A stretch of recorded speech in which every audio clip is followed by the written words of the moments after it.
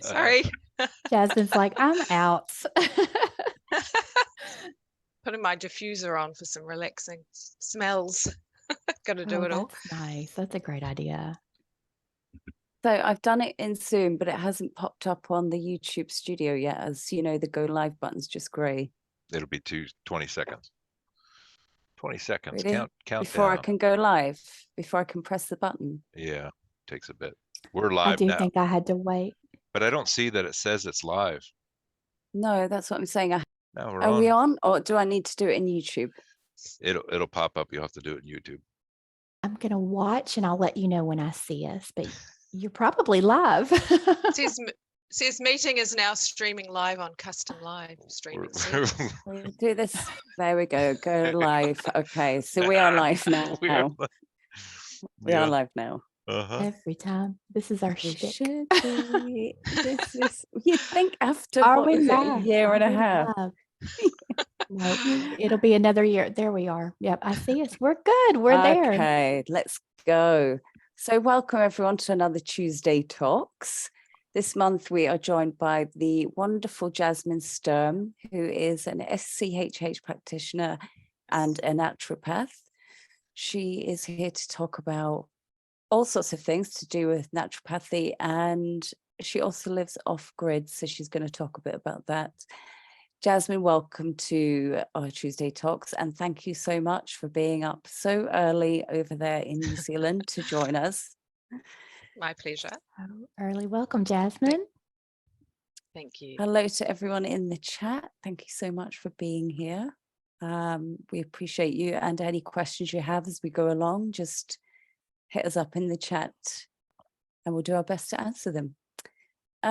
So Jasmin, I thought you might just start by talking a bit about your journey and how you got to where you are today.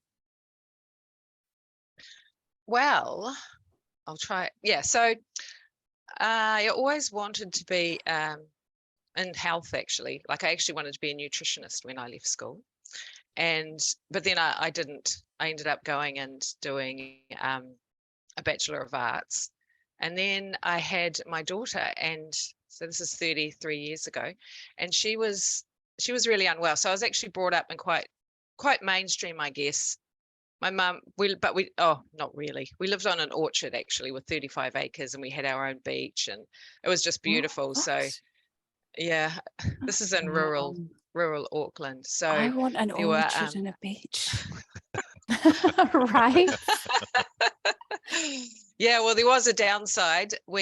Dad used spray all the time, and we would have to sit inside, and he would put this big spray suit on and go outside and spray like right outside the house, and with a big fan sort of thing.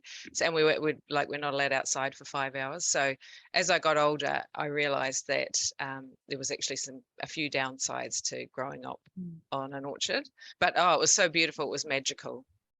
Anyway, so that's I'm back on the land now. But anyway, my daughter was really unwell, and like my mum was a nurse, but we never went to the doctor or anything. But when my daughter kept getting sick, and so I would take her to the doctor. So that was my whole awakening to the health industry, I guess, because they'd give her antibiotics or something, and I'd go away, and then she'd get sick again. And I remember that she would cough so much she would vomit. She was like, under one. And so I just knew innately that there was another solution, because I remember feeling like, like that they were saying that I just picked up that, that they thought I was a bit of a neurotic mother, what they're like when you just keep going to the doctor all the time. Yeah. And so then I took her to a homeopath, which we were just talking about homeopathy before. I did an iridology course, which is the study of the iris, and I found out that she actually had a really weak constitution. In fact, the weakest constitution, because I'd actually had surgery when I was pregnant with her. So that probably set her up for a few health issues. Yeah, and then so I ended up deciding to study naturopathy, which was really I loved it. That was where I was meant to be. But the other thing I actually had thought that I wanted to do was to be a spiritual healer, but I didn't know how to go about it at that time. So I've sort of come full circle, really. Yeah, and so I studied naturopathy, and my daughter, like I took her to an anthroposophical GP. Has anyone heard of them? Steiner doctor. Right. Yeah. Have you heard of Rudolf Steiner? Yes. Yeah. So they use anthroposophy, I can't say it today. It's a big word. Which is sort of homeopathy. It is yeah, so it's sort of it's homeopathy and really old-fashioned remedies like an onion compress, or he told me she always had to wear woolen stockings and a woolen singlet and eat broccoli, really sort of things that are coming back around now. Yeah. And so he would write me a script for antibiotics. And I wish I'd kept all the pieces of paper. I had like a 50 from going to him, but that actually, so he would do that, and then he would tell me the anthroposophical remedy to take as well, and I could buy it off him or the health shop or whatever. And so that's how I learned how to treat her confidently without going down with antibiotics and stuff. Yeah. And so then I actually wanted to be a homeopath, but I ended up studying to be a naturopath. So that was in 1994. And then then I ended up, when I graduated, I ended up working at the naturopathic college and teaching herbal medicine, and setting up the student clinic, which was the first time they'd had an actual on-site clinic, and that was in like late 90s. And then I moved up here to live rurally. So that was actually in the city, in Auckland City. Right. And then I decided, so it's a long story. No, it's okay? Great. Yeah. Yeah, so I moved up here, and I had my son then, and he was about 5, and I decided, well, I couldn't commute. You know how hard it is to commute when you've got a 5-year-old for an hour drive, and it's a boy, and they always get an injury, run around the corner, split his head open, things like that. So I decided to retrain to be a primary teacher, and in that time it was a 1-year graduate diploma, which I did, but I didn't want to be a primary teacher. I found out at the end, because I thought it would be easy. I'd get a full-time job, paid, and I wouldn't have to sort of work to generate clients, which is what you have to do as a naturopath and a teacher. Actually, you have to generate you have to do extracurricular stuff, and you have to promote yourself, which was what I didn't really want to do, I guess. So then I finished that, and I decided to have a reading in the health shop in our local town, which is quite a small town, I guess, like 6,000 people. And she did the reading, and it was when you had tape decks, and I'm super conscious of my accent because I'm always listening to people from other countries. You know how I say, you probably notice anyway. When you say accent, she when stopped you the say tape reading, deck though, and she said, she said, you're supposed to be a healer. Sorry, Jasmine, when you say reading, was it like a tarot reading or something? Yeah. Right, yeah. okay. Nice. Yep, it was a tarot card reading. And she said, well, you're a healer. Why are you starting again by being a primary school teacher? This is what you're supposed to be doing, being a healer, or whatever, in a naturopath or whatever. Anyway, so then she said, that's when she stopped the tape, and she said, actually, this shop's for sale, the one that she was doing the reading in, which was the health shop. And she said that they want a manager, and so why don't you buy the shop? So that's what I did. Wow. Yeah, so that was easier than having to take up a new career. Well, it was, but I'd never owned a shop before.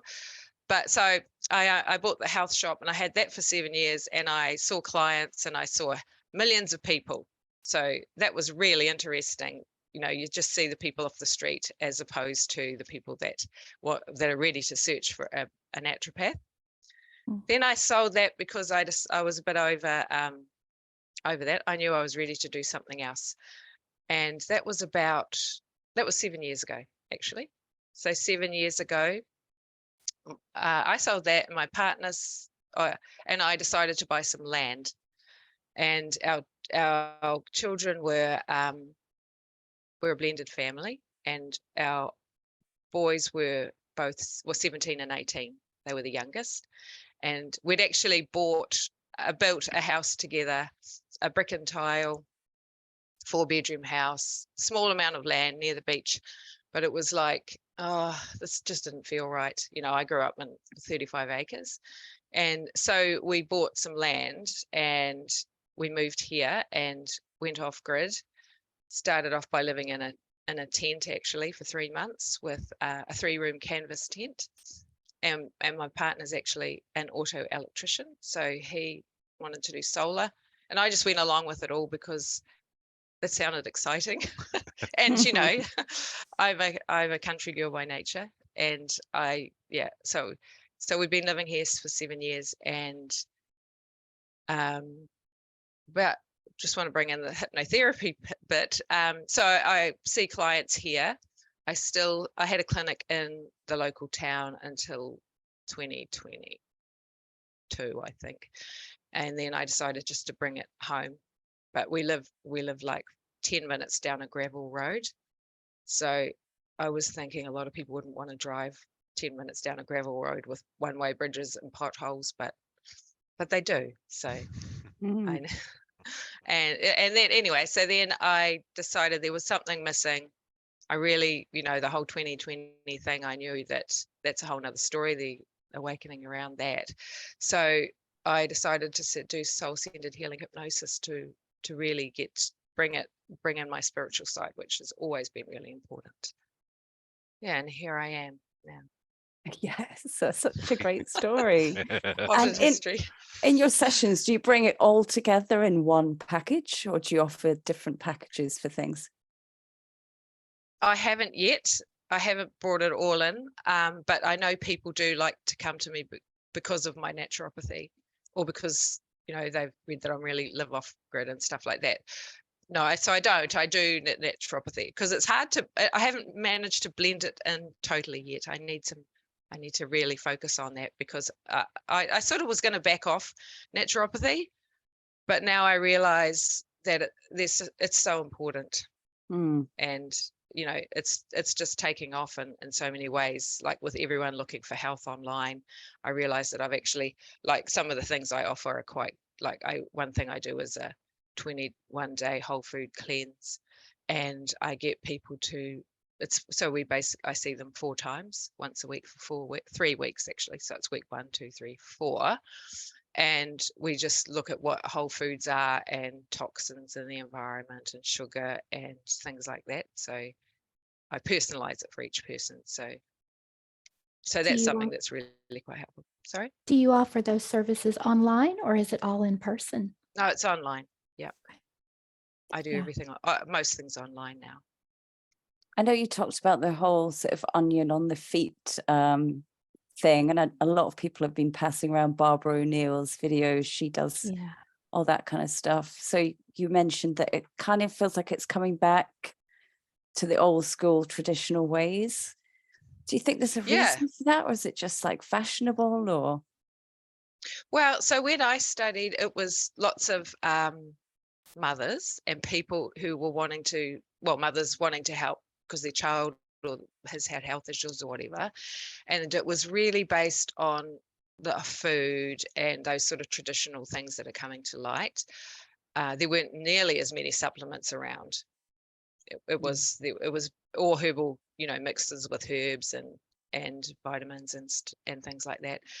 And then because I worked at the college, I was actually involved in when we moved it from a diploma to a degree and streamlined what subjects were to be covered. And it was quite interesting because then, so I guess this was in around 2000, there were a lot of people who were very money focused, the students, or career focused more than sort of, you know, just helping with that passion. And so it became a lot more focused on functional medicine and taking lots of supplements, and everything's got to be research based from more just, you know, the other word. What is the other word? You'd know it, Tony, wouldn't you? Being in Evidence based. Paramedic. Yeah. Evidence based. Yeah, and yeah. And so I think in the last few years, particularly, there's been a lot more awareness of people wanting to change, well, just because of all the stress, you know, and the awareness of all the sugar and all the, the chronic health diseases or issues that are coming through. So I sort of feel that it's multifactorial, really. There's quite a few reasons. Yeah. And now who knows where it's going to go at the moment. but yeah, so I'm in a group of naturopathic practitioners, and it's a Facebook group actually, and there's 6,000 people. It's mainly Australian, and it's really interesting to see in there what people are doing. There's a lot more collaboration now with other practitioners, which is happening everywhere, isn't it? It's great. Yeah.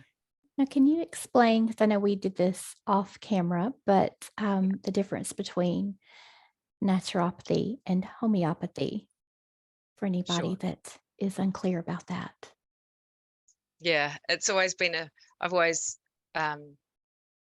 noticed that so many people didn't know when I had the shop, people had come in, you know, they think I'm a homeopath, and I didn't want to do them a disservice by presuming that I am. So a homeopath learns, so they would give you a classical homeopath, and bearing in mind this is in New Zealand, there are different, like in Germany, I know there's different ways of doing it as well. So they will prescribe one remedy, a classical remedy for the whole person, which is the physical, the mental, the spiritual, the emotional, and they will ask lots and lots of questions. For example, which position do you sleep in? Do you like the window open, closed? Do you like in amazing detail? And they will match that with the remedy. And there are, maybe 6,000, maybe more. There's so many homeopathic remedies.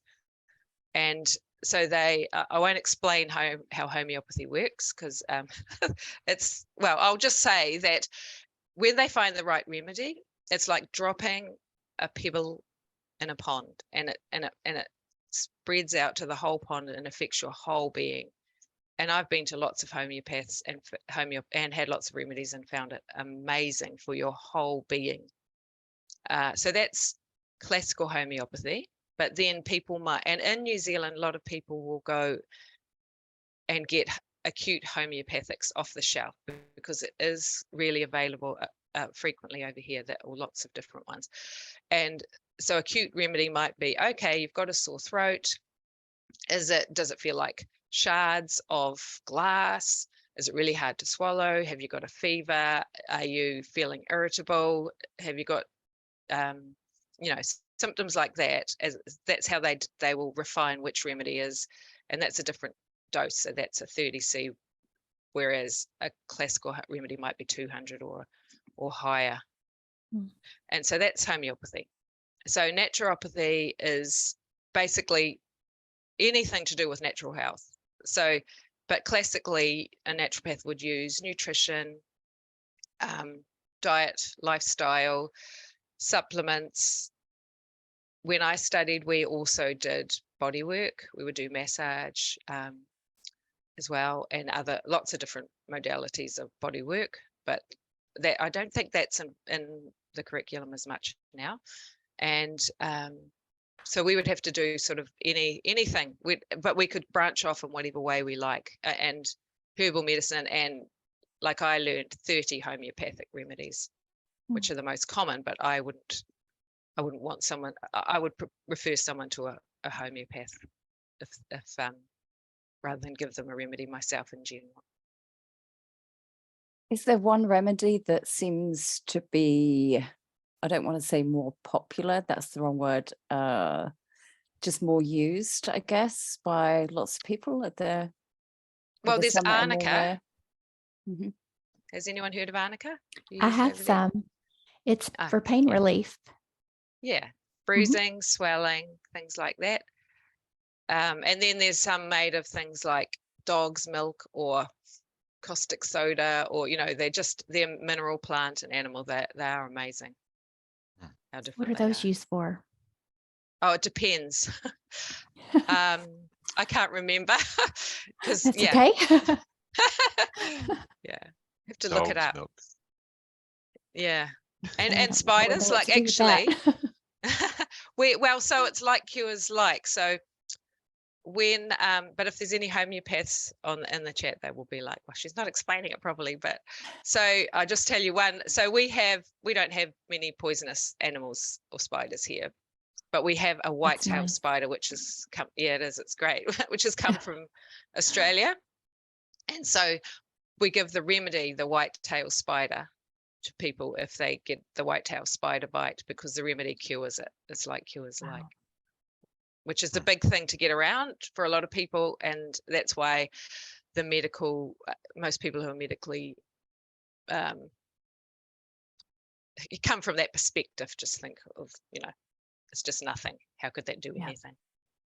Is that like an anti-venom? Is that how that works? I don't know. Well, sort of. So Merc Sol, which is for the sore throat I was explaining, is actually from mercury, made Right. from mercury. Yeah. Okay. Interesting. Gosh. Interesting. There's so much to learn. I thought it was interesting that I forget who it was you went to that told you to have your daughter wear wool socks, and I just found out that clothing and stuff like that carries a frequency. So wool I and linen carry 1500 hertz, Yeah. and organic cotton is, I think, around 100 and some hertz. So the frequency of the clothes has an effect on our bodies. It's pretty amazing. Oh, absolutely. Yeah. And if I've you're just using that seen with a remedy, it's going to amplify that Yeah, remedy, right? yeah. Yeah.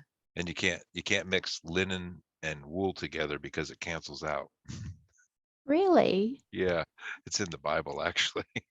It's like eating honey with a metal spoon. You need to use a wood or plastic Oh, I didn't know spoon that. to eat honey. Yeah. I just learned that one myself. Oh, did you? What? Yeah, So I just wait, bought two big bottles of or jars of honey, and yeah, I think Sarah learned that, so she shared that with me. so what? How does the metal cancel out the honey? Something The about frequency? I should know that. I I don't should know, know that, but I Sarah. I don't. think Sarah's in the chat, so maybe she'll share that with us if she can remember. Hello, Sarah. I don't think I don't want to eat it with a plastic spoon, but the wood spoon all day long. Yeah, I like anything made of wood. Yeah, I have Me my little too, wood yeah. spoon that I use for honey. I have an addiction to wooden bowls. I need to Oh, stop buying them. It's like, another wooden bowl. I need it. Oh, it's terrible. Love it. so everything carries a frequency. So the metal is messing with the honey then? I mean, It yeah, cancels it's out not something. as good. It's I don't remember. I don't even want to say because I know I'm going to mess it up. Wow. Maybe Okay. somebody can chime in with it. It cancels out something. It's the same with colloidal silver. I know that you're not supposed to use a metal as well. So maybe because it's a colloid or something. Is it Not the really sure. ions or the Yeah. something? There's something in there that when it hits the metal, it changes it and it renders it sort of, I guess, ineffective or not as effective as it would be. So I don't know. Interesting. We're all gonna look it up when we get off of here. Yeah. Well, I mean, I wonder if Absolutely. it has anything to do, because just shitty pot metal that our silverware is made of now, it's leaching stuff into your body as well. So if we all went back to using silverware, it would be better for you. Maybe it has something to do with that. It's taking something off the metal. Maybe. I just love, I like the idea of wearing wool and using Me wooden too. cutlery. Yeah. That appeals to me. So Oh, how is your off-grid living, Jasmin? I know you've told us like your journey to get there. Tell us a bit more about, you lived in a tent and then did you build your own house, or We how does it actually all- live in a renovated shed, a huge shed. We live in half of it. We were going to build a house, but then because we're doing permaculture as well, which is it was really a bare section with pine forest and a creek, and it just took a long time to do to build the inside of the shed. So it was a bare shell. Yes, so it's been an interesting journey because you have to really get connected to nature when you're in off-grid, and it's been a trial to learn to know how much, like we lived in the tent and we had solar power, like we had a fridge and we had our bed and things like that. And then when we moved in the shed, we decided that we would just stay there for longer, but it took longer. So what was the question now? Sorry, I just kind of wanted to know the next steps. Just from about going, off-grid. Yeah, from going to living in a tent to like where you are now, and like what were the first plants you put in, and what were your sort of priorities on that journey? Yeah. Okay. So the priorities were really to get our land usable so we could grow food. Because we really moved here, we sort of were intuitively guided, as it were, to live off-grid and to start growing food. And it's been quite a journey because the land isn't that usable. There's a lot of clay. And when you do permaculture, you does anyone know what permaculture is? No, would you share that with us, please? So it's making the most of the land, so you recycle things. So with the water, for example, so we live on the edge of a hill and the pine forest, and we have to make the most of where the water goes, so it's not leaching out or just going off straight off the property. So my partner built a big pond he's had to learn a lot from being an auto electrician to working on the land, and he loves it actually. So we have a big pond, and then we have swales. So swales are like these little troughs where the water goes along. So it comes down the hill and then it goes into the pond, and then it goes along when the pond is full and we get a lot of rain, the water goes along the swale, and then it meanders along and down into our creek. And it also, you plant your trees, you have sort of a mound on the side of the swale. So that means that the water soaks in to the water table or underneath the trees, so you don't have to water them so much. So you're utilizing the water in that way. And the benefit of living in a big shed is that you have a huge surface area to collect water with. So we have big tanks, so we don't run out of water. The first year we actually had a drought, or was it the second year? And so we realized that we needed to be really mindful of monitoring our water. So we now have water tanks. Like I've got a little clinic, this little room that I'm in, and we've got a water tank on the side with a solar pump so that we can use the water. And we've got that on our chicken run and on all the other little sheds that we've got. So mind you, we have so much rain now because we've had rain for a year that everything's sodden. Can't actually walk around the property without gumboots, which is a bit annoying. Oh, do you know what gumboots are? Welly boots. Wellies, or whatever they call. Yeah. And so with the solar, well, it's just been a big learning curve in terms of how you have to manage your life when you live with solar power. It's a real mindset thing that you need to, you don't do it to make money, because we haven't saved money at all. It ended up costing, when it was costed out, it would take us 10 years to make the money that we had spent in putting the solar in. And that was done by Mike, my partner. So, you know, it didn't cost as much as it could have. And then we've lost, like, had power surges, and we've ended up having to get a new inverter, and ongoing costs like that.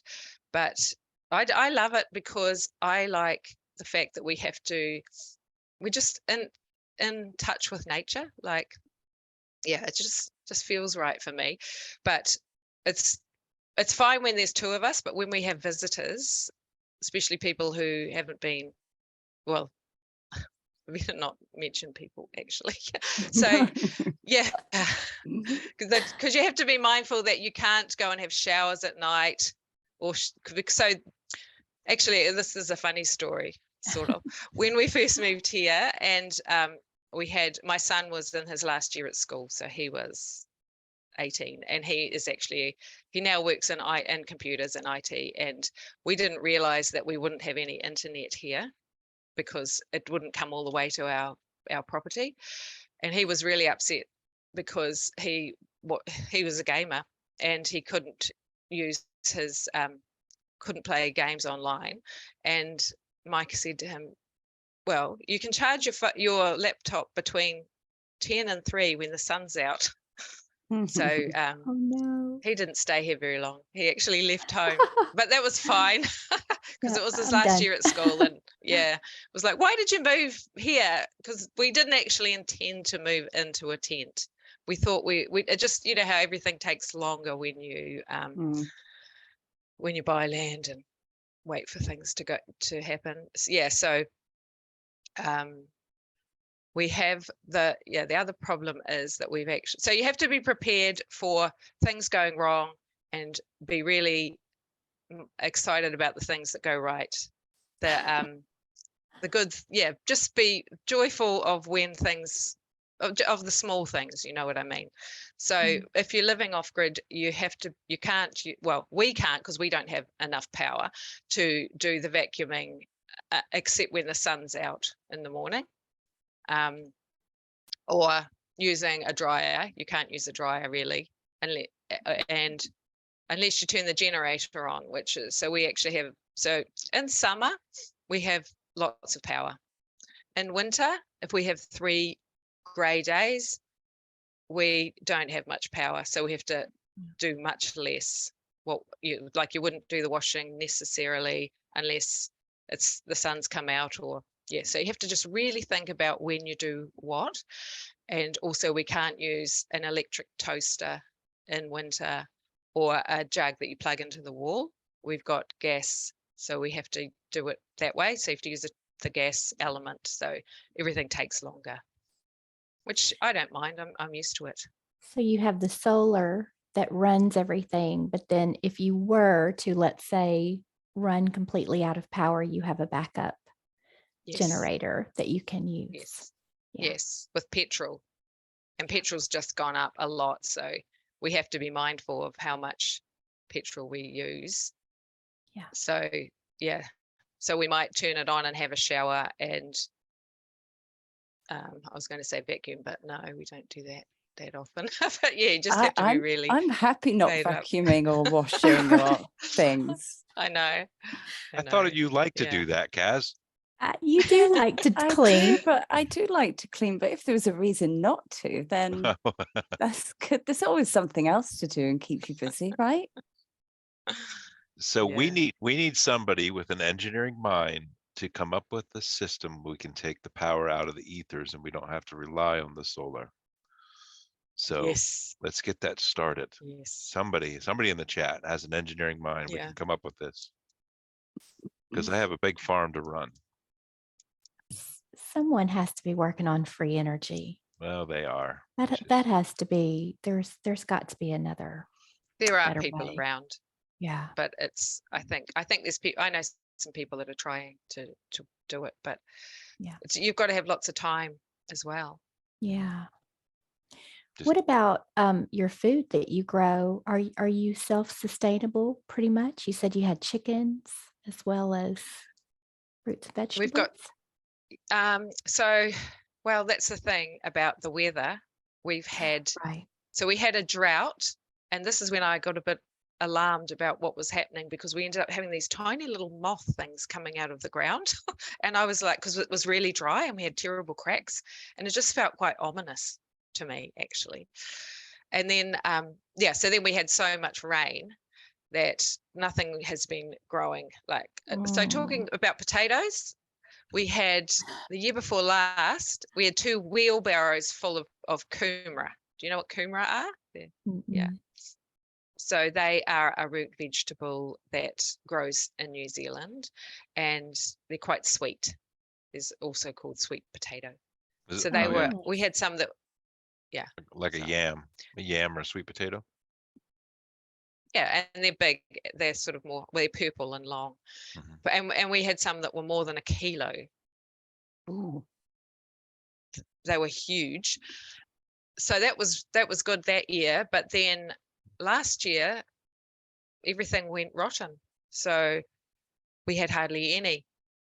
And my partner's actually working on storing things the way they used to store them. Like he's tried, he hasn't got around to it yet, but to make a sort of like a cavey thing where you put them in the side of the hill in an old freezer. He has done that. And so he grew a lot of carrots one year and then put them in sand. But unfortunately, they went rotten because I think they were supposed to be dry. I think the sand was supposed to be really dry or something. So yeah, so we grow lots of different things, but we still are learning what grows really well here for us. Currently, we've got beautiful bananas, and I didn't realize that bananas grew here so well because we're not tropical, but we've got it's called a banana circle. So you plant them in a circle, like we started with 8, and with a mound in the middle we put like compost and food scraps and stuff like that. And we had 8 big bunches. I did look up what they were called. I think they are bunches, the big thing with all of the bananas on it. Yeah. I think it's a bunch. Yeah. So they're going well. So we sell, or we sort of barter things actually. And we have, we're not self-sustainable, but we do have a lot of eggs. We don't eat our chickens or anything like that. I don't think I could. But yeah, we have lots of veggies, and we've got fruit trees, but they're not doing huge. They're not huge because we've only been here a few years, and the weather's been so changeable. We had a lot of, with all the rain, things actually became fungal and rotten. So that's a bit sad, really. The weather's been quite something, I have to say. I think it Yeah. is Yeah. everywhere. Yeah. Yeah, a lot of plants just don't like they get mildew and all kinds of things, don't they? I think it's got to be quite difficult to be completely self-sufficient without a community, without working together. You know, you grow the bananas and I'll grow the something else, you know, that's a lot of work, isn't it? It is, it's huge. Actually, we do have, do you do any of the copper wire on your property, Tony? I I was gonna did. say, I tried that this year. I didn't You do? notice a difference. I think We- there's something missing of it because I've made a few things and I didn't really notice a difference. But I think that it needs to be as high as you can get it. It needs to be actually facing the right direction to be like an electrical circuit through the ground as well. Just like the TP or the TP, the meditation TPs that you sit in, they have to be oriented to the true north too. So I think that has something to do with the electroculture, Mm. but I don't I know have what a yet. I have a couple in my group who use the copper wires, and I know one in particular has said she's had quite a bit of success with it. But but I don't know in what way that she uses it. So, yeah. We've had quite a bit of success. We started with tomatoes because they were getting blight. So they were just going all yucky for want of they just didn't look, they weren't juicy, they looked terrible.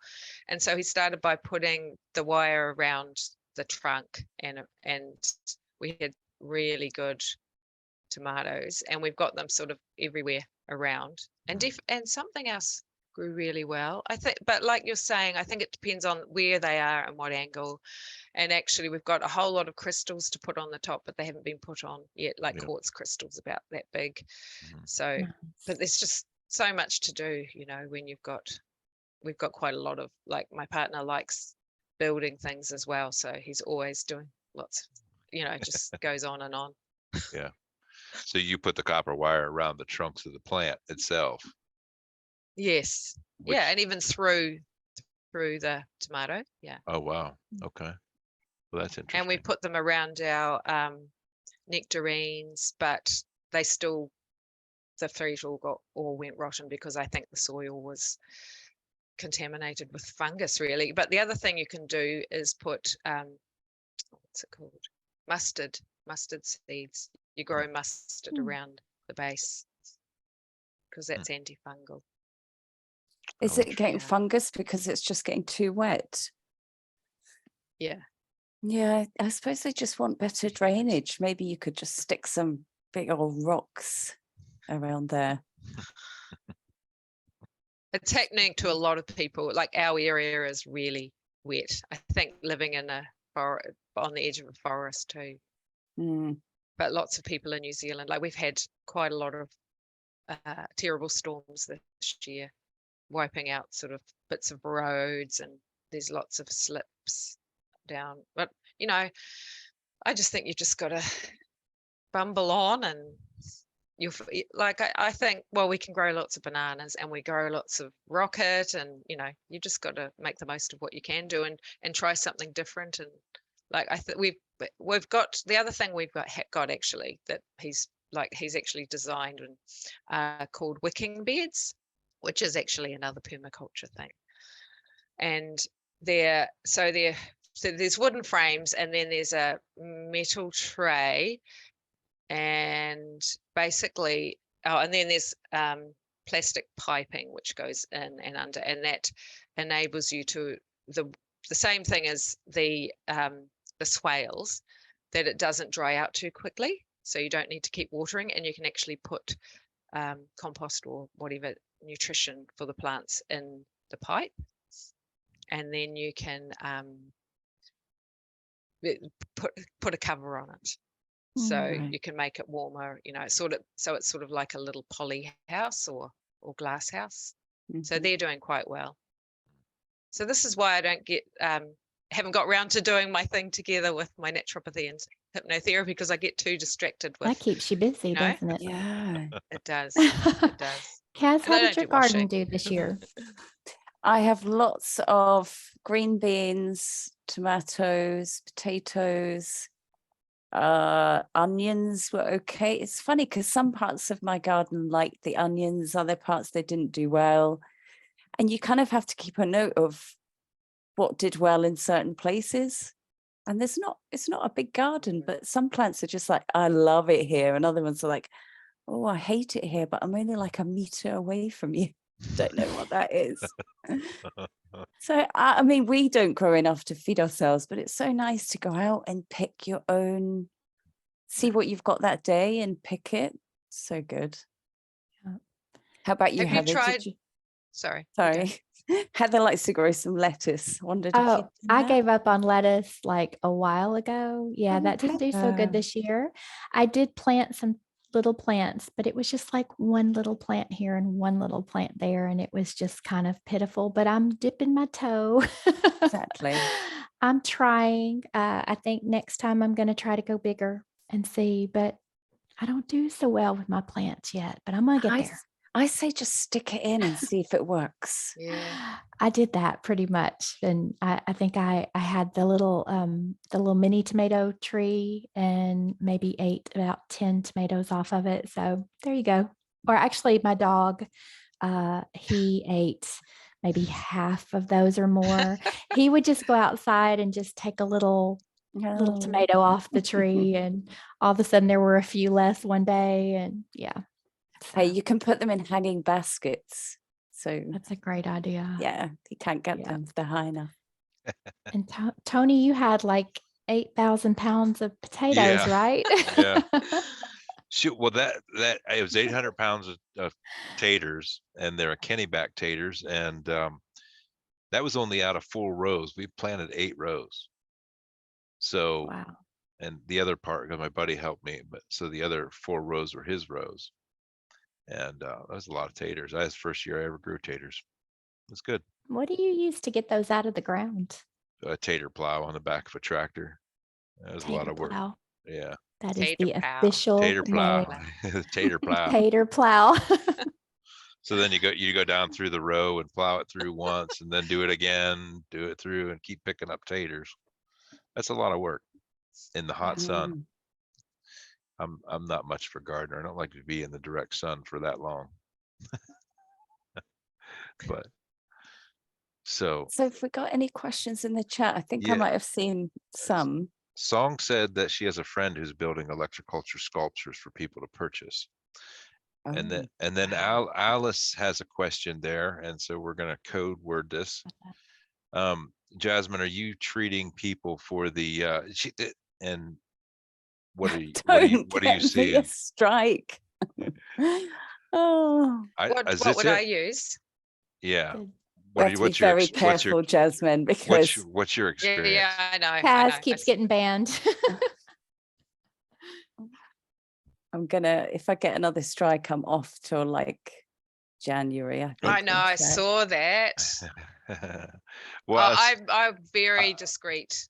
Yeah, I trust you, Jasmine. that's why I just use sound. I'll just tell you. Yeah, I was a little bit unsure what the sound actually meant, but anyway. So I was thinking about this. I treat everyone sort of similarly, really, which is to get to the bottom of what's going on in the body, because I've noticed that a lot of people actually, it's where they've got an issue already, that like a chronic illness or whatever, where they've already got inflammation, that things get worse in that situation.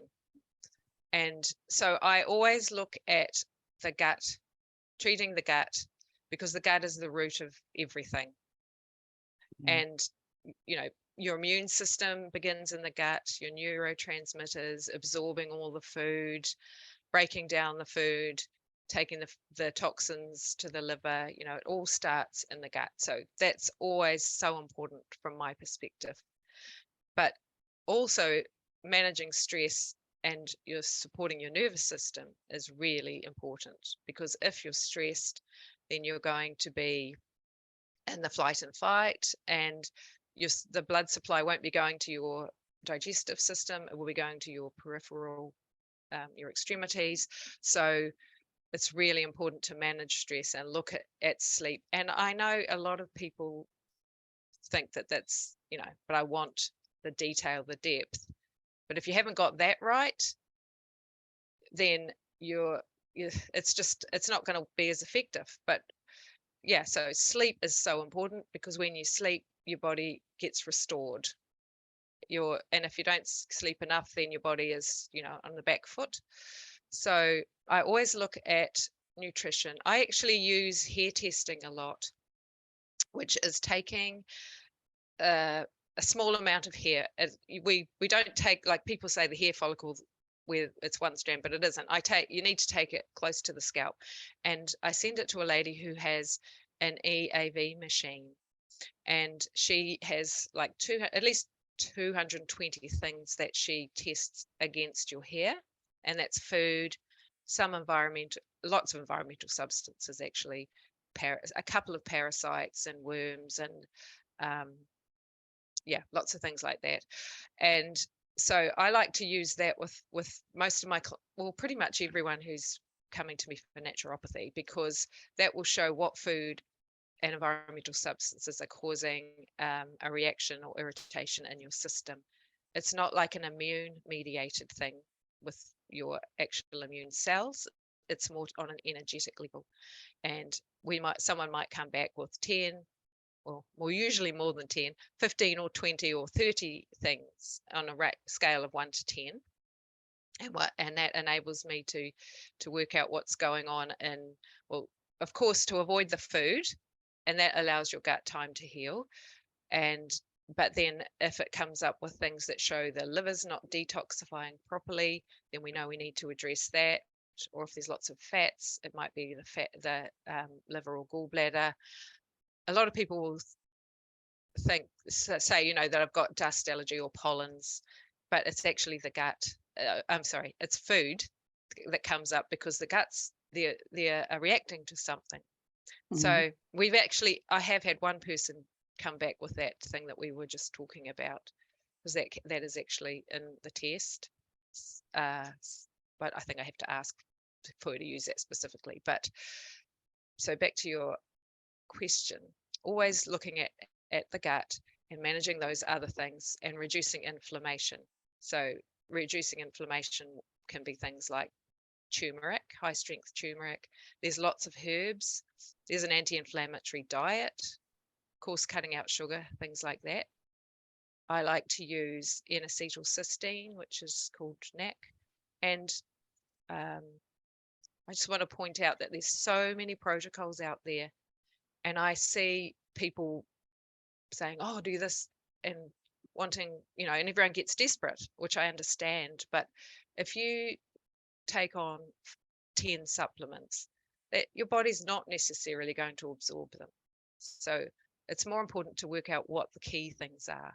And because if your system's out of balance, for example, if you're lacking vitamin D, which seems to be a lot more common nowadays with all the sunblock and, not necessarily out in the sun, that if you haven't got that, then you'll everything will be out of balance. So I know some people say about supplements that you should get it all from your food. That's in an ideal world with ideal health, with no toxins in the environment, and perfect genetics. Because if your genetics out of so for example, have you heard of celiac disease, where people can't take wheat? Yeah, I know. So it can get switched on and off depending on the environment and how much stress you're under and things like that. So so those sort of factors need to be taken into consideration as well. And then I know, like, there was this thing with a particular tea that everyone was taking. I don't know if I should mention it or not. It's just from the trees out there that I've got. Pine needle. Pine needle tea. That's okay, isn't it? Yeah. And it was like everyone wanted to buy it and take it, and it's like, but do you actually need it? And that same action is in lots of different herbs.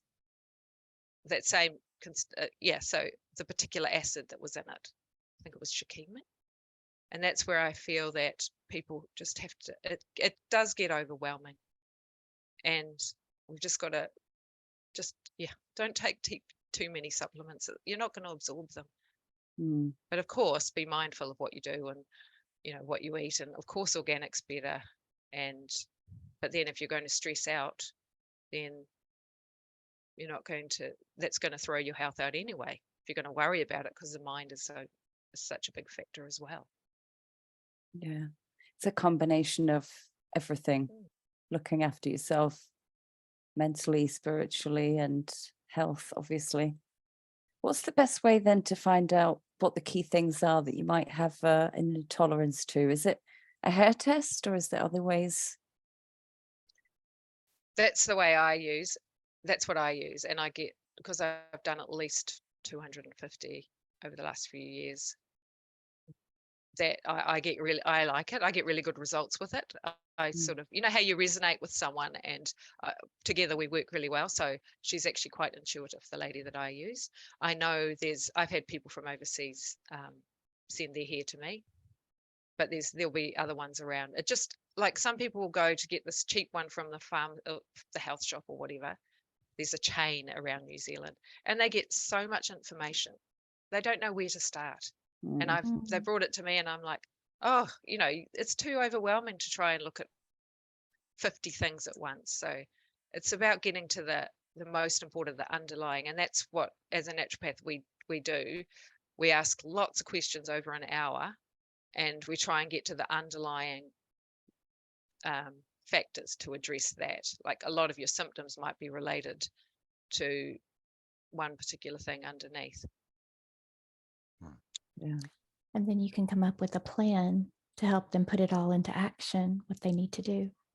Yes. Yeah, because I find I'll have someone come to me and they'll have a bag with 10 or 20 supplements, and they're like, they actually might be counteractive of each Right. other. And it's like, your poor body. But I understand why. I totally get it. And that's the thing with all the information that's out there. It's so overloading. And another thing I would say is, like, there's so many ways you can look at health. And it's like looking at a house or a room from different sides. Like, you can look at food, you can do the keto diet, for example, or you can do the vegetarian or the vegan, or, you know, there's so many different ways of looking at food. But it's like, you can't do all at once. You can only, they might get to the same thing. Like, they might get into the house, for example, but if they're looking on one side, you can't address it from all, you can't do. So I suggest to people, do something for 3 months, and if it's improving, then stick it. Well, you need to stick at it for 3 months to actually see if it's working for you. But there's no one thing that works for you. Lost her. Gone, that's a shame. But the other thing, we were talking about this Good. recently, I think, on a Tuesday Talks, is just trusting your body, right? And your intuition. Your body knows. Yeah. Your body tells you all the time what it needs. If you just listen to it. You might find yourself being drawn to something all of a sudden and realize that that's exactly what you needed. She's back. Back. I don't know what happened. Just dropped off for a minute. Yeah. Yeah, I was just saying that sometimes you just need to listen to your body and tune in, because your body tells you exactly what it needs. Like, if you have a craving for something, your body's deficient in that thing, or something in that thing that you're eating. Ice cream. That's what it was. We were talking about ice cream, right? Heather was craving ice cream.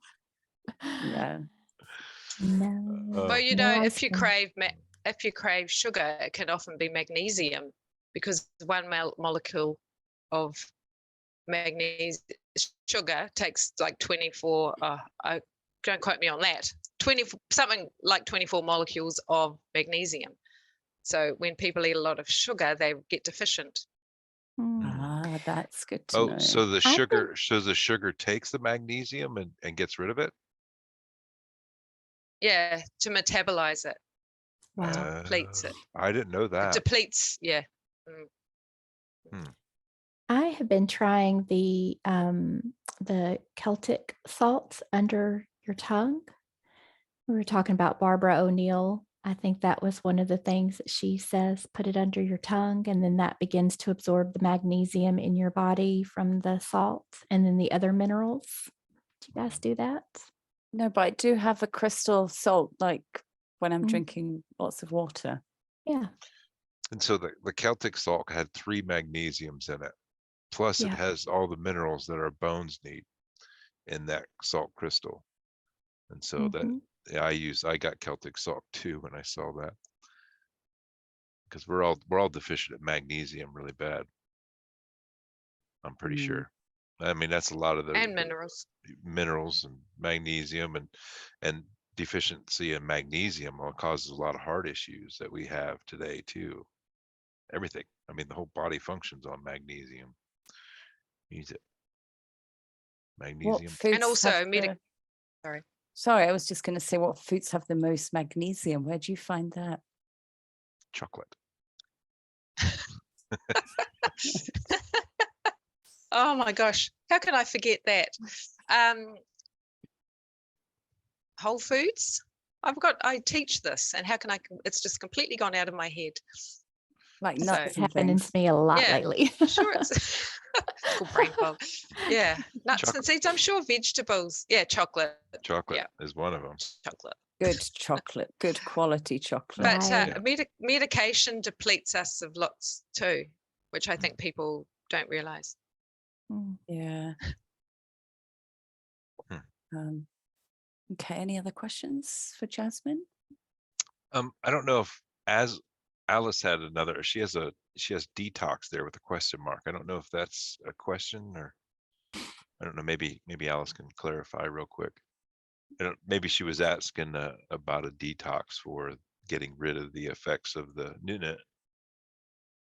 We have Sarah saying raw milk makes my gut happy. I love raw milk too.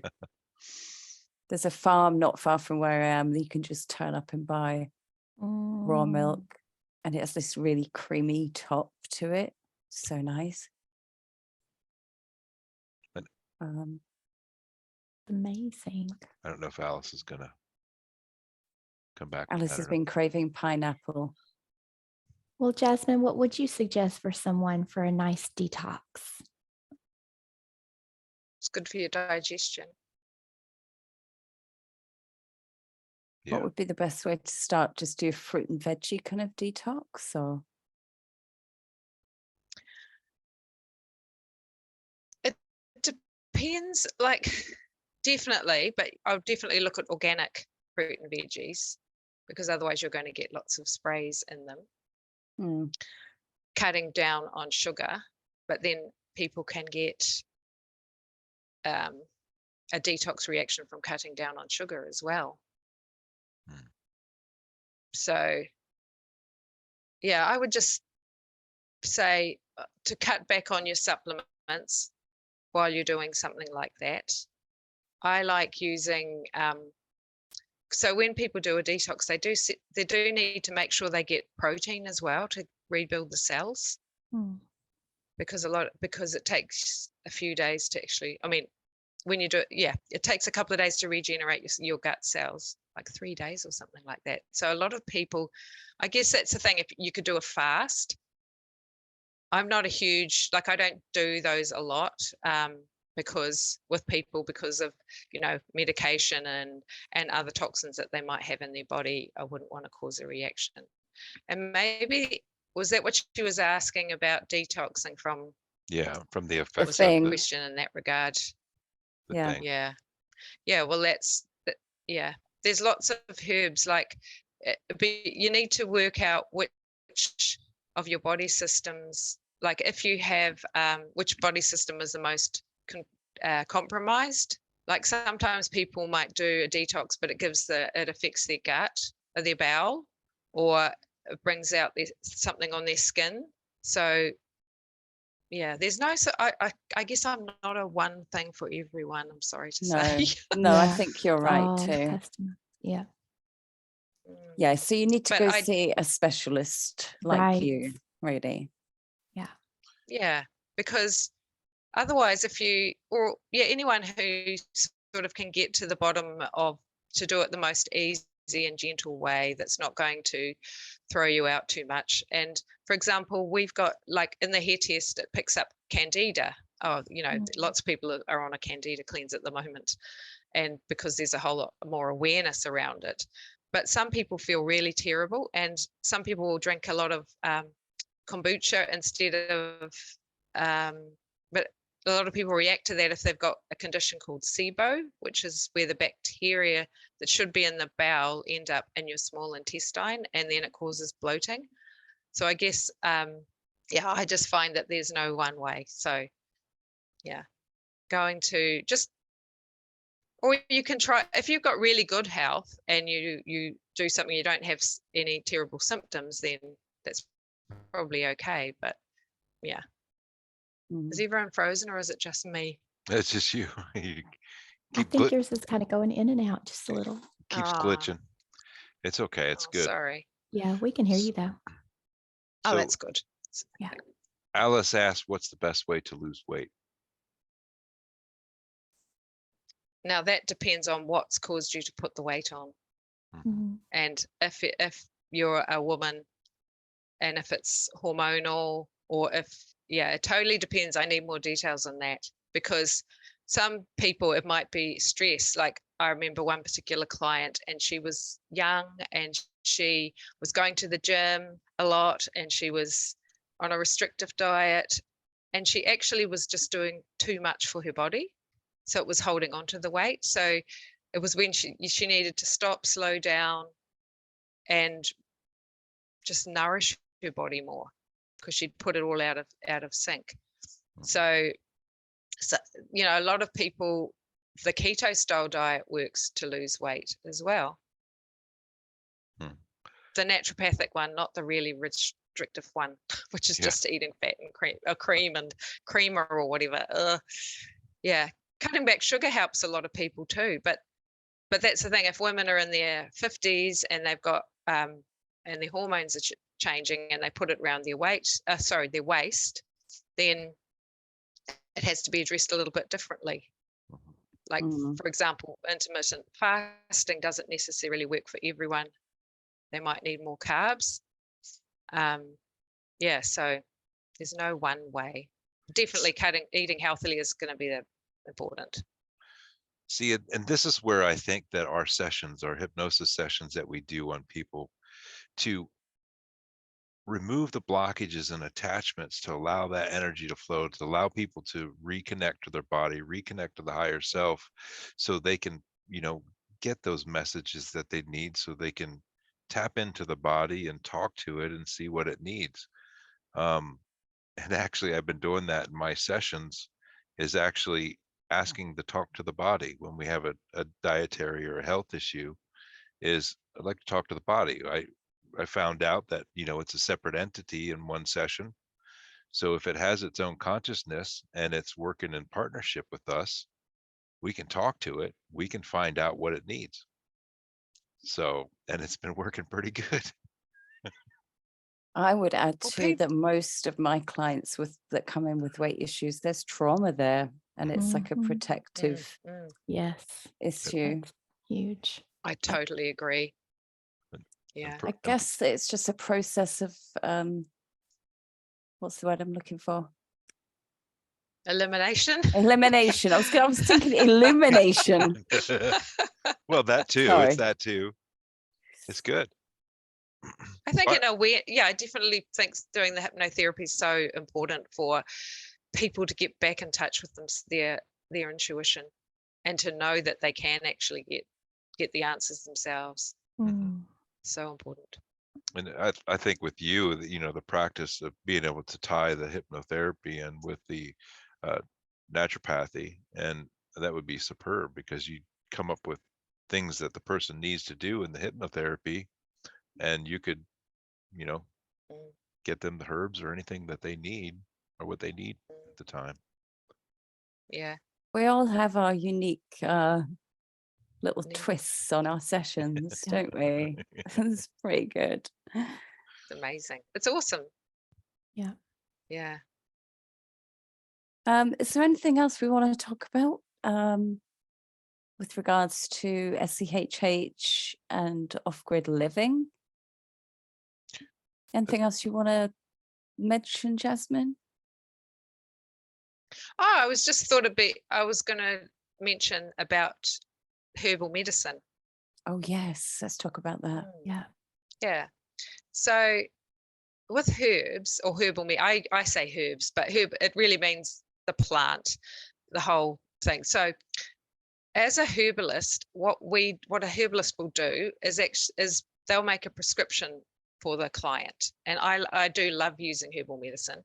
I would love to make all my own herbal tinctures. I'm growing a few plants, but so you can use, you can make a tea, or you can use a tincture, or you can make a cream and apply it externally. So with the tea, because a lot of people will go drink tea, drink the tea. So if you're going to make a tea, you have to be aware that it doesn't necessarily get the same constituents out as in a tincture. It'll just get the ones that come out with water, not the other ones. So they'll all have different actions. And you can make a tea as an infusion or a decoction. So if you're making a tea with the flowers or the leaves or the whole plant of something that's very soft, then you can pour the boiling water on it and leave it to soak for 5 minutes and then drink it. Or if it's a woody plant, then you use the root, like for dandelion, you can actually boil it for 15 minutes and then drink it. So dandelions are actually a great one for liver, and so is milk thistle. So I definitely tell someone that they could take those definitely to support their liver in a detox. Milk thistle can actually regenerate the liver. It's amazing, and it's gentle. Wow. Yeah. And so, but you'd need to take 3 cups a day consistently to have the same therapeutic action as a tincture, at least. So if you're wanting to have it as a really therapeutic thing, you need to be consistent and take it regularly. But with the tinctures, they are made with alcohol, and they might be 2 to 1 or 2 to, depending on so they're on different ratios depending on the plant and what constituents they want to get out of the plant. And so when a herbalist makes so a lot of people will say, well, I'm making a particular remedy, an olive leaf. Lots of people do it over here, or they might do dandelion or use the whole plant, which is great. But the thing that we can do which is what I love about herbs, is I can make a prescription. I make it up specifically for the person and all their, I'm just thinking about that word, all their specific symptoms. So I might have someone come for a cough, and they might have a chesty cough, or they might have a dry cough. So if they've got a chesty cough, we want to put in something that's antispasmodic and something that's going to loosen the mucus. It's called mucolytic or catarrh. Or if it's in your sinuses, you use different herbs, or you might want to put something in which is for a fever, or if their adrenals are a bit shot, adrenal support.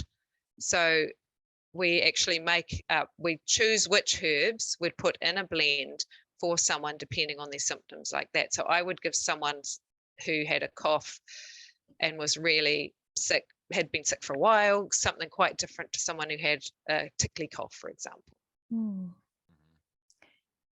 So when you're making the tinctures, because I was thinking the other day, I've got quite a bit of oregano or oregano, as Kaz would say, and taking some of that and making a tincture with it.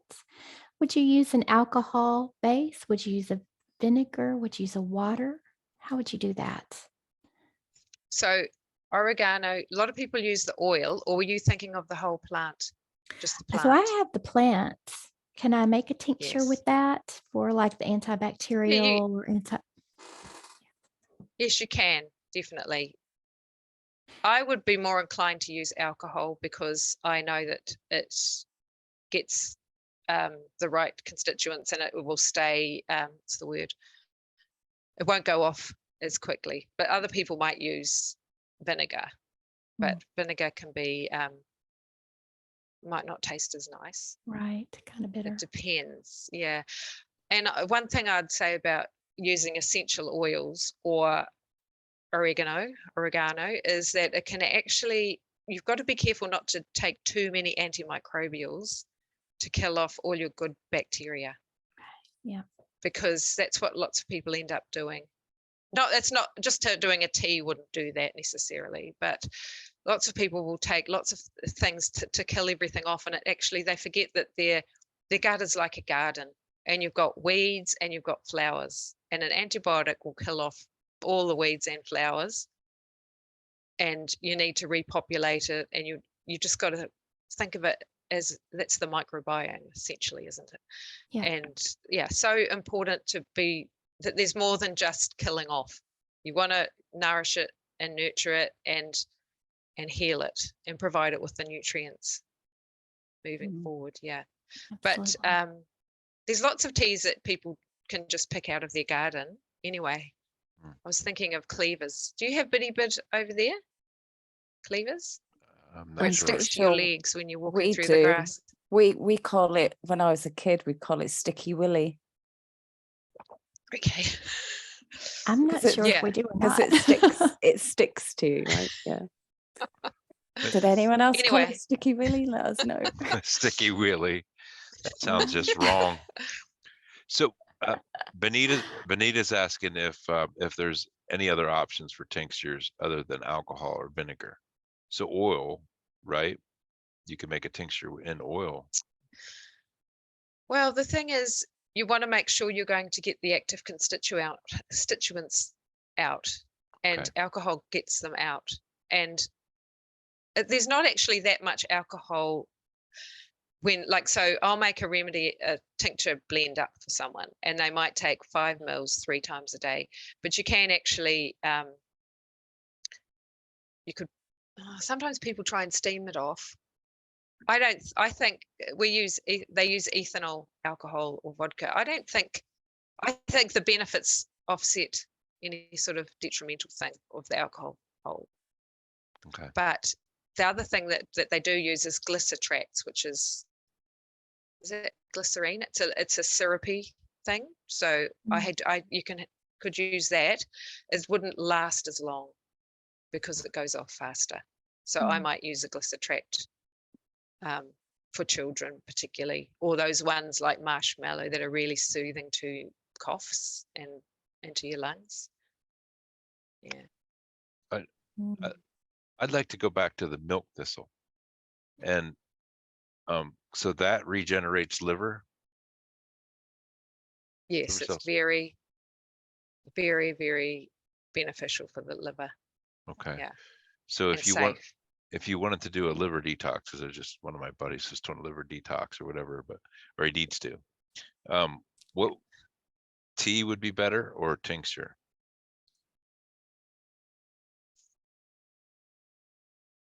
Well, either really.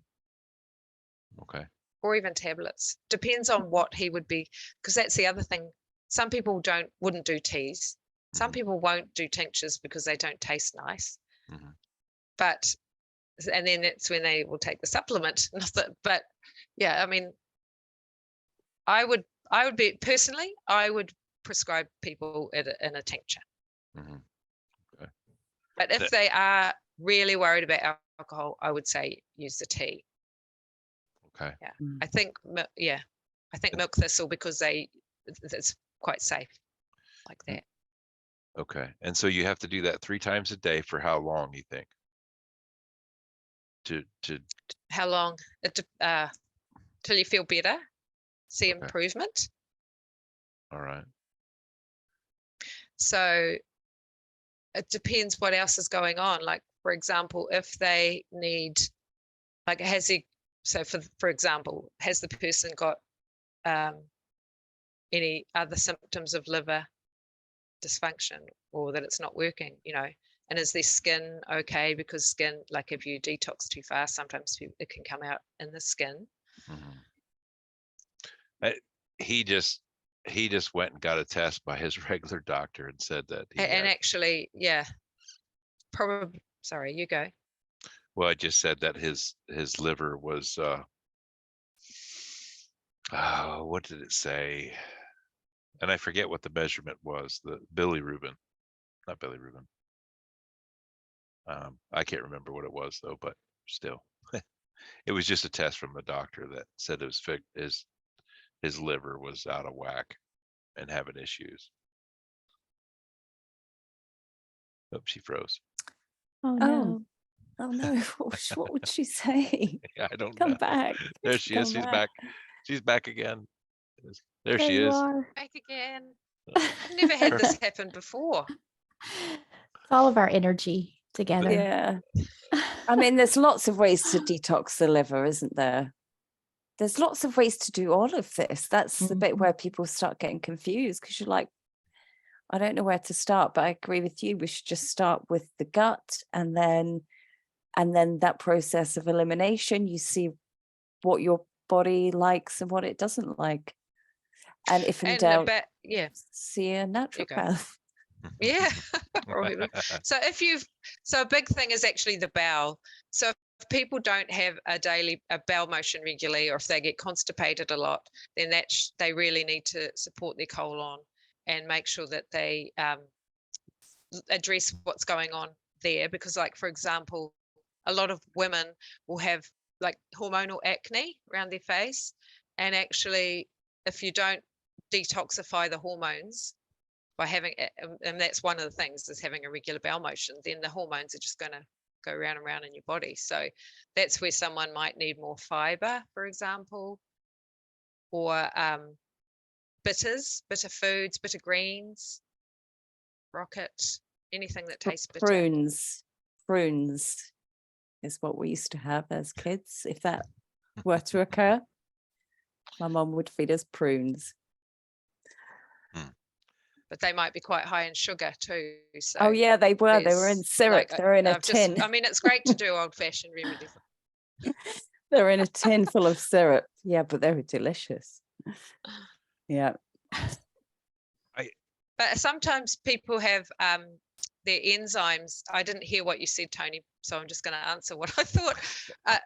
Their enzymes are out, too high, or too, and that might be because they're lacking in zinc, or they might be lacking in eating enough protein as well, because that's another thing that can be affected. Or fatty liver. You need to make sure that you eat the healthy fats and not processed fats. And yeah. Well, it's difficult for a lot of people right now, isn't it? Because everything's so expensive. It's trying to find a balance of doing all these things are right, that are also affordable, especially if you have a family. It's trying to get that, everyone's trying to just get that balance. That's why I like homeopathy actually as well, because homeopathy is amazing for emotional stuff, actually, like if you've got chronic anxiety. And when you asked Heather before about remedies, there's one for shock called aconite, which is homeopathic, which is really helpful for a lot of people at the moment. And there's another one called arsenicum, which is really good for anxiety.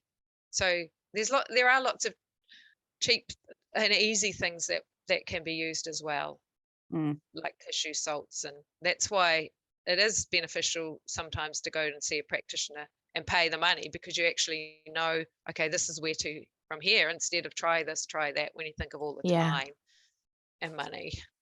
But I hear what you're saying about having a family. That's where, if that's what you can afford, go to teas. Get your greens out of the garden.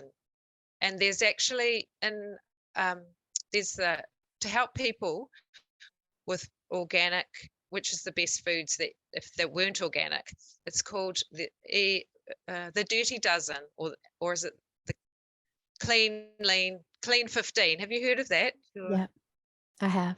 Yeah, that's in America. So basically they've done some tests about the which plant veggies and fruit have got the most spray and which have the least. So if you can look at that, you can see, well, these are the ones that I should try and eat organically. I can't remember them off the top of my head. Some of my favorites are on the dirty side. Unfortunately, I've seen that list. I was like, oh man. Oh well. Oh, that's funny. Never even heard of that before. Yeah. Oof. Any other questions before we wrap things up? I don't This see was any. amazing. Oh, we learn so much from these chats. I know. I could just listen to you talk and share. That was great. Yeah, thank you so much, Jasmin, for getting up super early and being with us today. Really appreciate it. Appreciate everyone in the chat as well. Thank you so much. And, Sorry about my reception. Oh, that's No, okay. it's okay. fine. It was perfect. you. You hopped right back on. Yeah, you're only gone for a second or two. Maybe the sun was going in and out. Your solar panels. Oh, I think Oh, she's she back just again. Don't go now, Jasmine. We're almost finished. Yeah. Oh, Oh, there she went. maybe she'll pop back on. Thank you, everybody that showed up today and joined us and left a message in the chat. We We will see appreciate you you all all. so much. Absolutely. See you all next time. All right. And Thank you, we'll everybody. say bye from Jasmine too. Bye, Love everybody. you Bye all. from Jasmine. Have a great afternoon, evening, wherever you are.